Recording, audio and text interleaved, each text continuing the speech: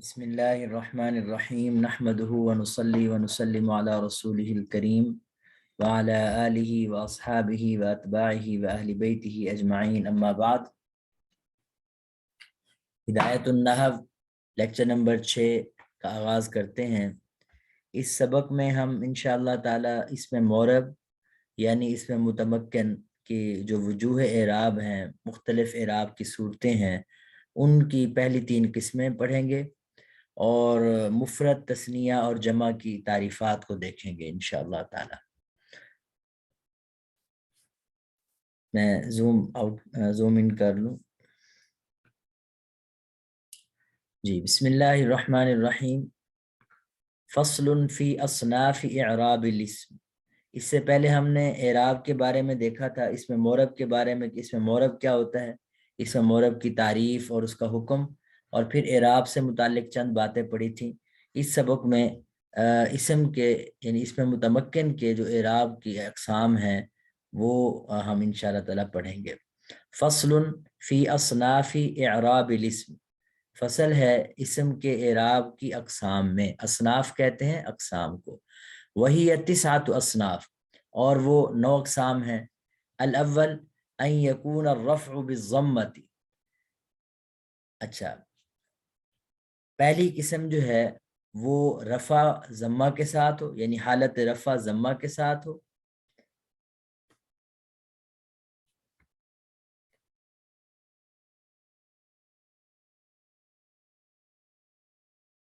والنصب بالفتحۃ، اور حالت نصب فتحہ کے ساتھ ہو۔ والجر بالکسرۃ، اور حالت جر کسرہ کے ساتھ ہو۔ ويختص بالاسم المفرد المنصرف الصحیح، اور یہ جو اعراب کی قسم ہے یہ مختص ہے اس اسم کے ساتھ جو مفرد ہو، منصرف ہو، صحیح ہو۔ اب صحیح کسے کہتے ہیں؟ صرفیوں کے ہاں تو صحیح وہ ہوتا ہے جس کے فاعل لام کلمہ کے مقابلے میں حرف علت نہیں ہوتا، لیکن علماء نحو کے ہاں صحیح وہ ہوتا ہے جس کے وہو عند النحات، یہ آگے تعریف اس کی کر رہے ہیں کہ نحویوں کے ہاں صحیح ما لا یکون فی آخرہ حرف علت، وہ ہے کہ نہ ہو اس کے آخر میں حرف علت، کوئی حرف علت، جیسے زید وبالجاری مجری الصحیح۔ اب یہ ایک بات ختم ہو گئی۔ وَيَخْتَصُّ بِالْجَارِ مَجْرَى الصَّحِيح، ایک تو یہ مفرد منصرف صحیح کے ساتھ خاص ہے اعراب کی یہ قسم، اور دوسرا ہی کہ مفرد جاری مجرا صحیح، مفرد منصرف جاری مجرا صحیح، یہ 2 لفظ اس کے ساتھ لگیں گے۔ مفرد منصرف جاری مجرا صحیح، یعنی جو صحیح کے قائم مقام ہو۔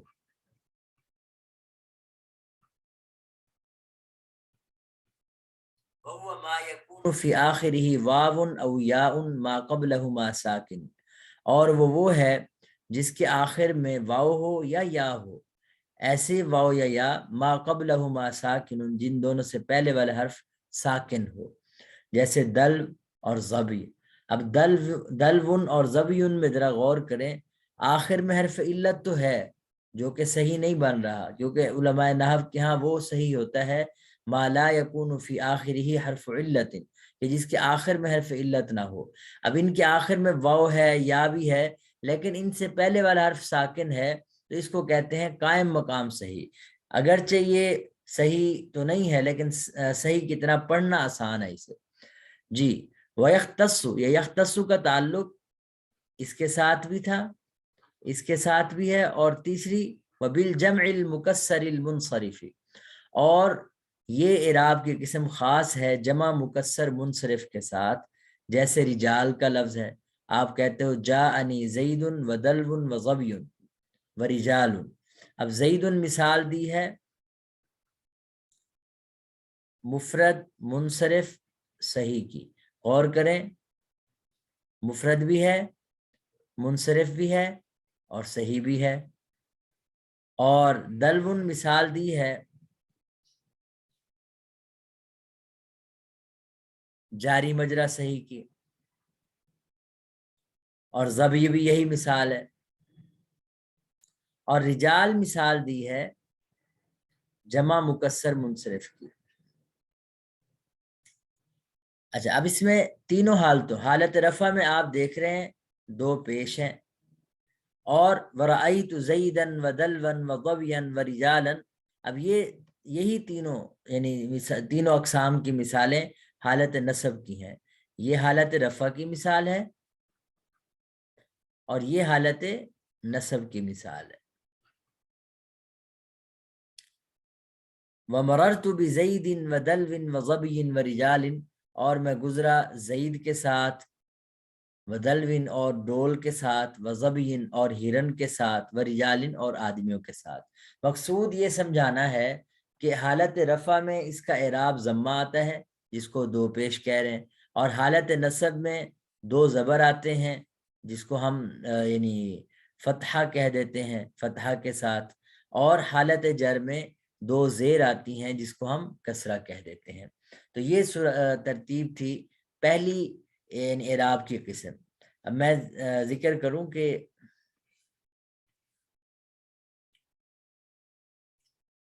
یہ اعراب کی پہلی قسم تھی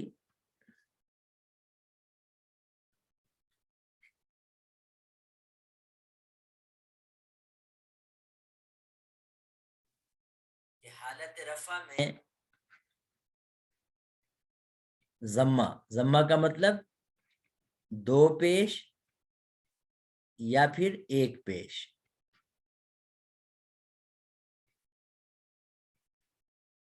حالت نصب میں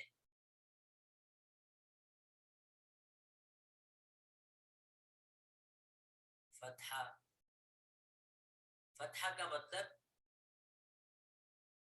دو زبر یا ایک زبر جی. اور حالت جر میں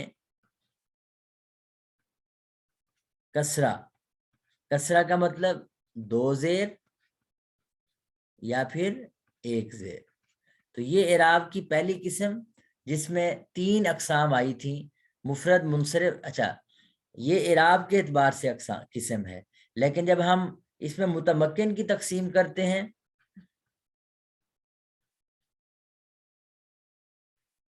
اسی وجوہ اعراب کی وہ پہلی تین قسمیں اس میں آ جاتی ہیں. پہلی قسم آئے گی مفرد منصرف صحیح، اور دوسری قسم آئے گی مفرد منصرف جاری مجرا صحیح، اور تیسری آئے گی جمع مکسر منصرف. جی آگے بڑھتے ہیں.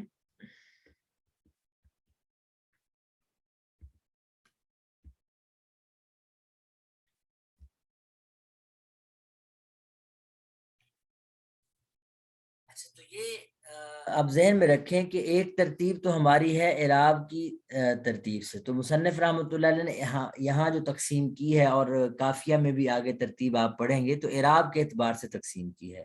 اعراب کی کل 9 اقسام بنتی ہیں، لیکن اگر ہم اسے متمکن کی ترتیب سے دیکھیں تو جو اعراب کی 9 قسمیں جن قسموں پر جاری ہوتے ہیں وہ ٹوٹل 16 اقسام ہیں.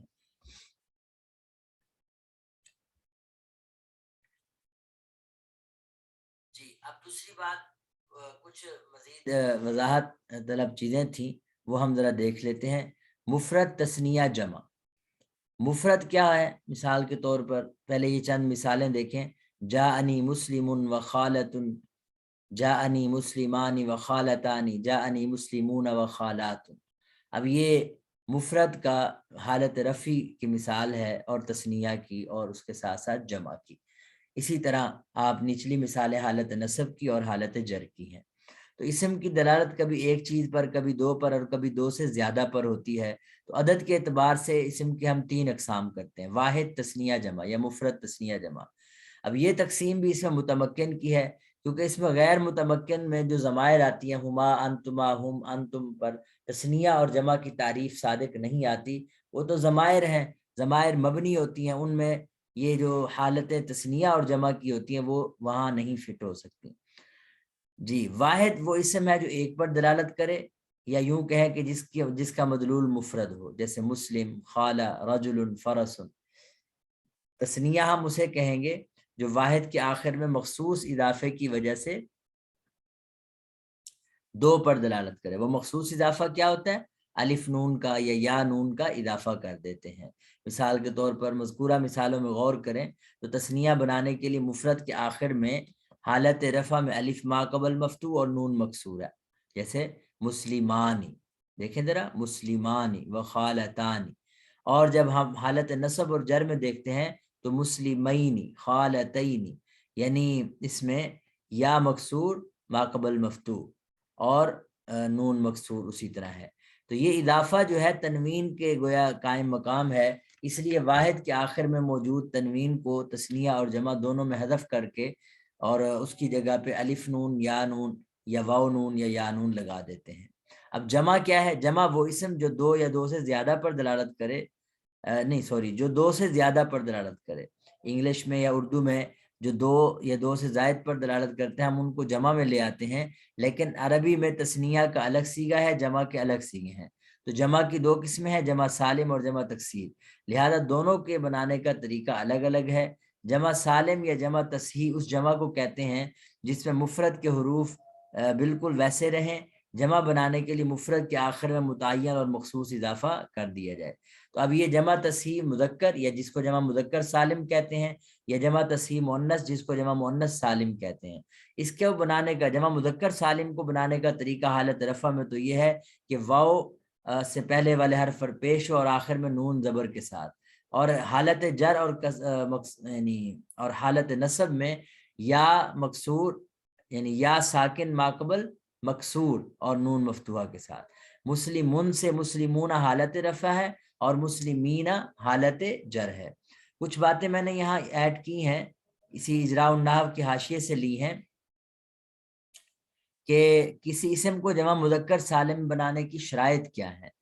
مثلا وہ اسم مذکر، اور یعنی پہلی صورت تو یہ ہے کہ وہ علم ہو، کوئی نام ہو کسی کا، تو نام ہونے کے لیے شرط ہے کہ مذکر کا ہو اور عاقل فرد کا ہو، اور علامت تانیث بھی اس میں نہ ہو اور ترکیب بھی نہ ہو، ترکیب جیسے مرکب غیر مفید کی ترکیبیں ہوتی ہیں، تب اس علم کو ہم جمع مذکر سالم بنا سکتے ہیں، جیسے زید ان سے زیدون، اور طلحہ، عبداللہ، اور اسی طرح خود جو مؤنث الفاظ ہیں زینب وغیرہ، ان کی جمع مذکر سالم نہیں بنتی، اور عاقل نہ ہو ان کی بھی جمع مذکر سالم نہیں بنتی۔ اچھا، یا پھر کسی مذکر عاقل کی صفت ہو، جیسے ہم ضارب، ماہر، شریف وغیرہ، ان کی بھی ہم جو ہے وہ جمع مذکر سالم پڑھتے آ رہے ہیں۔ اس طرح افعالو کا وزن جو ہے اسم تفضیل کا وزن جو ہوتا ہے، اور شرط اس کی یہ ہے کہ اس کی مؤنث فعلاؤ کے وزن پر نہ ہو بلکہ ضربا جیسے فعلا کا وزن ہو، تو پھر ہم اس کی بھی اسم تفضیل جمع مذکر سالم بناتے ہیں، جیسے اضربو سے اضربونا۔ اور اگر اس کی مؤنث فعلاؤ کے وزن پر ہو تو اس کی جمع مذکر سالم نہیں آتی، جیسے احمرو کی مؤنث حمراء آتی ہے، تو اس کی جمع جو ہے وہ آپ یعنی احمرون نہیں کہیں گے بلکہ حمرن ہے، اس کی حمرن۔ اور اسی طرح کوئی صفت فعلانو کے وزن پر ہو تو اس کی جمع مذکر سالم بھی نہیں آتی، جیسے عطشان اور سکران۔ اور وہ تمام صفات جو مذکر اور مؤنث کے لیے ایک طرح استعمال ہوتی ہیں، جریح مذکر کو بھی کہتے ہیں زخمی کو، اور مؤنث کو بھی، صبور اور غیور وغیرہ، تو ان کی جمع مذکر سالم نہیں بنائی جاتی۔ اب جمع مؤنث سالم کی اگر بات کریں تو جو مفرد کے آخر میں، یہ لفظ مفرد ہے،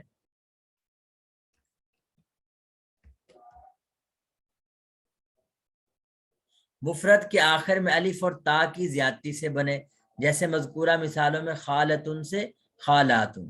اگر الف یا تا اصلی ہو تو وہ جمع مؤنث سالم نہیں بن سکتے، اس میں وہ جمع مؤنث سالم نہیں، قضاتن، رماتن، نحاتن، ان میں الف جو ہے وہ اصلی ہیں جو واو یا سے تبدیل شدہ ہو سکتے ہیں، اور اموات ان میں تا اصلی ہے، تو ان کو ہم جمع مؤنث سالم نہیں کہیں گے بلکہ یہ جمع مؤنث سالم کے حکم میں نہیں آئیں گے۔ تو جس طرح مفرد کو مضاف بنایا جائے تو اس کے آخر سے تنوین حذف کرنا واجب ہے، اس طرح تثنیہ اور جمع کو مضاف بنانے کی صورت میں ان کے آخر سے نون کو حذف کرنا واجب ہے۔ جیسے یدانی کی اضافت ابی لہب کی طرف کی جائے تو نون کو حذف کر دیا جاتا ہے، تو یدا ابی لہب، تبت یدا ابی لہب، ابو لہب کے دونوں ہاتھ۔ اس طرح طرف ین نہار اصل میں تھا طرفینی، تو طرفین سے جب النہار کی طرف اضافت کی تو نون جو ہے وہ گر گیا اور طرفین نہار ہو گیا. اسی طرح ابنی آدم، ابنانی یعنی ابنینی تھا. صاحب السجن حاضرین تھا، حاضرین تو حاضر المسجد الحرام. مقیمین الصلاۃ تھا، مقیم الصلاۃ ہو گیا. مہلکون تھا، مہلک القری. عابر السبیل یعنی عابرین تھا، تو عابرین کے ان سب میں نون جو ہے ابنین، صاحبین، حاضرین، مقیمین، مہلکون، عابرین تھے. اضافت کی وجہ سے نون کو حذف کر دیا. اب اس تمرین میں ایک تو یہ کہ واحد، تثنیہ اور جمع کی تعریف کرنی ہے. جمع کی کتنی قسمیں ہیں، جمع مذکر سالم بنانے کا کیا طریقہ ہے، جمع مؤنث سالم کی زیادتی کے لیے یعنی اگر ہم الف اور تا کا اضافہ کریں گے تو کیا شرط ہے، یہ ہم نے شرط پڑھی ہے کہ وہ تا جو ہے وہ اصلی نہیں ہونی چاہیے. اس طرح ذیل کے کلمات سے تثنیہ کی حالت نصب بنانی ہے، مثلا صدن سے صدینی، رجل سے رجلینی، حالت رفع نہیں بنانی. اور یہاں حالت رفی اور جری بنانی ہے جمع مذکر سالم کی 5 نمبر تمرین میں. مثلا عامل سے عاملون حالت رفع ہے، عاملین حالت نصب اور جر ہے. اسی طرح مرتضی سے مرتضون یا مرتضون اور مرتضین، یہ حالت رفع اور حالت جر ہے. عابدن سے عابدون عابدین. اب یہ نیچے جو الفاظ ہیں 6 نمبر تمرین میں جمع مؤنث سالم بنانے. مؤمنتن سے مؤمنات، مؤمنتات نہیں پڑھیں گے، مؤمنات. صابرتن سے صابرات، خاشعتن سے خاشعات. اور 7 نمبر تمرین میں مرکب اضافی میں بدلنا ہے ان کو، 2 لفظوں کو. شہرانی عامن، تو اب اس میں شہرانی کی اضافت کرنی ہے عام کی طرف، تو شہرا عامن، یہ نون گر جائے گا. شہرا عامن سال کے 2 مہینے. صائمون رمضان، تو صائمو رمضان رمضان کے روزہ رکھنے والے. مسلمون پاکستان، تو مسلمو پاکستان. تو یہ اسی طرح آپ اس کو مکمل کر لیں. جمع تکسیر کی اگر ہم بات کریں، جمع کی دوسری قسم جمع مکسر یا جمع تکسیر ہے. جمع تکسیر اس جمع کو کہتے ہیں جس میں مفرد کی شکل و صورت باقی نہ رہے بلکہ ٹوٹ جائے. تو بالفاظ دیگر جمع تکسیر بنانے کے لیے مفرد کی شکل و صورت میں تبدیلی کی جاتی ہے، مفرد کی شکل و صورت برقرار نہیں رہتی. جیسے رجلن ہے، جمع بنائیں گے تو رجالن. فرسن ہے تو اس کی جمع افراسن یا فرسن. عبدن سے عباد، نبی سے انبیاء، الہن سے آلیہتن، صحیفتن سے صحفن وغیرہ وغیرہ. تو اس کے بنانے کا کوئی ضابطہ اور قانون نہیں ہے. اس کے اوزان ثلاثی میں سماعی ہیں، یعنی عربوں سے جس طرح سنا ہے تو ہم انہیں اسی کے مطابق اس کے یعنی اوزان کو یاد کر لیں گے، اور یعنی ان کا خاص قاعدہ نہیں ہوگا. اب ان میں سے چند کا بیان جمع قلت اور کثرت میں ہے. البتہ رباعی اور خماسی سے عموماً جمع تکسیر فعاللو کے وزن پر آتی ہے. جیسے جعفرن سے جعافر اور جحمرشن سے جہامرو یا جہارشو. ٹھیک، تو اب اس کے بعد جو جمع مکسر یا تکسیر معنی کے اعتبار سے دیکھیں تو اس کی 2 قسمیں ہیں، جمع قلت، جمع کثرت. جمع قلت جس کا اطلاق 3 سے 10 افراد تک یعنی 3 سے 10 تک افراد و اشیاء پر ہو، اور اس کے 6 وزن ہیں: افعول، افعال، افعلت، فعلت، مفعلون، مفعلات. یہ جتنے بھی ہیں ان کی مثالیں بھی ساتھ ساتھ دی ہوئی. اکلوب کلب واحد ہے، انہر نہر واحد ہے، ابحر بحر واحد ہے، ارجل اس کا رجل واحد ہے، انفس نفس واحد ہے. افعال کی مثالیں دیکھیں: اقوال، اصحاب، اشخاص، اقلام وغیرہ. اچھا، آخری 2 وزن یہ مفعلون یعنی مسلمون مسلمات اگر الف لام کے ساتھ ہو، المسلمون المسلمون، تو پھر جمع قلت نہیں، یہ کثرت میں آ جائیں گے. دوسری جمع کثرت ہے جس کا اطلاق 9 سے زیادہ پر ہو. جمع قلت کے اوزان کے علاوہ باقی سب اوزان جمع کثرت ہیں. جمع کثرت کے اوزان تمرین میں آپ کو دے دیے ہیں. اب ذرا تمرین سے پہلے یہ فائدہ پڑھ لیں. جمع قلت و جمع کثرت میں سے ہر ایک کا اطلاق ایک دوسرے پر ہوتا ہے.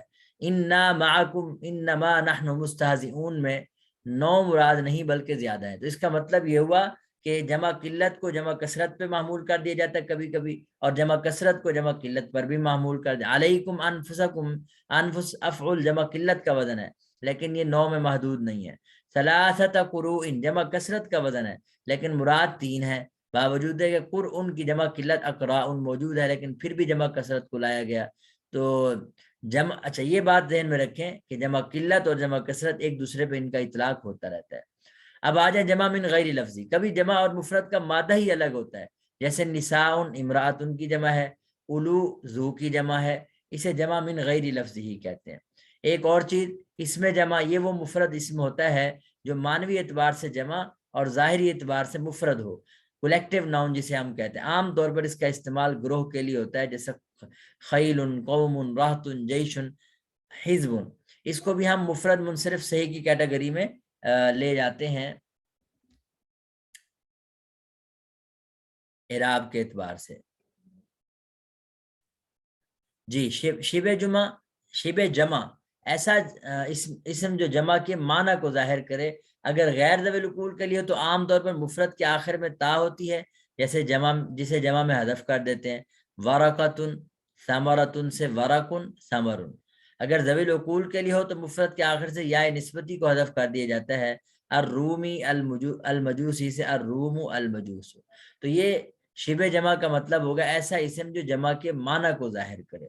جی آگے یہ چند یعنی سوالات ہیں۔ جمع تکسیر کسے کہتے ہیں؟ جمع قلت کے کتنے اوزان ہیں؟ اس میں جمع اور شبہ جمع کی تعریف کو مثال سے واضح کریں۔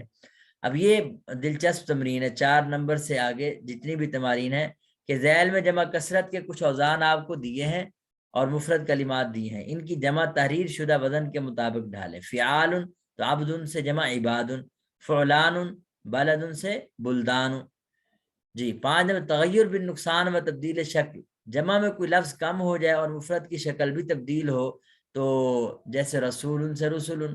تغیر بھی زیادتی و نقصان و تبدیل شکل، یہ بس سے بتانا یہ چاہ رہے ہیں کہ جمع جب ہم بنا رہے ہوتے ہیں تو کبھی کبھی الفاظ میں کمی آ جاتی ہے، حروف میں کمی آ جاتی ہے، رسول میں حروف زیادہ ہے، رسول میں کم ہے، اور شکل بھی بدل جاتی ہے۔